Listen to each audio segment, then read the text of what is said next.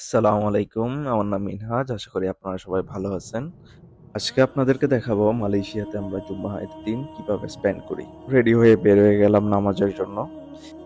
এইখানে নরমালি নামাজ শুরু হয় ১:৪৫ অথবা ১:৩০ এর দিকে। তো ওই কারণে আমি ঘর থেকে বের হলাম ১টার দিকে। আর মসজিদের উদ্দেশ্যে যাওয়া শুরু করলাম।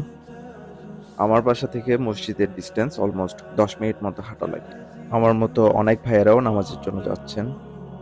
আর রাস্তার দুই পাশেই দেখা যাচ্ছে মালাই রেন্টেড হাউস। এগুলা মালাইদের ঘর।